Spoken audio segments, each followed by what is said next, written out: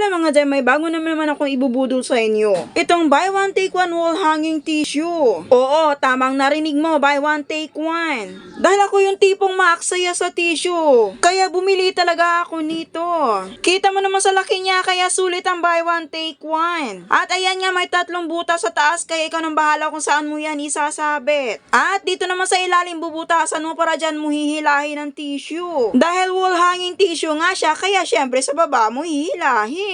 Alangan sa taas. At ganyan din kalapad ang tissue niya. Ang tissue na ito ay soft, comfortable, absorb water and be tough, and native wood pulp. At ayan nga, isasabit ko na para makita mo. Hanging wool tissue nga. Ganyan lang kadali hilahin ng tissue ang syala, diba? At may papunas pa nga ako dyan sa mukha dahil nag-oily na. Grabe. Kaya maaksaya talaga ako sa tissue. Dahil kahit sa paghilamos ko, tissue ang pinupunas ko. Kaya perfect ito para sa akin dahil maraming laman, matagal ko ito mauubos. Kaya nga, ayan yung isa, isinabit ko dun sa CR namin. Kasi nga, alam mo na, pamunas yarn. At kung bibili ka pala nito, may free na siyang 2 hook. Kaya no worry kung wala kang mapagsabitan dahil may free hook na siya. Sa dami ba naman ng laman nito, 1,280 pieces na siya. Matagal-tagal na po na Sunday nito bago maubos. Kaya bili ka na habang naka-buy one take one siya, 129 pesos lang.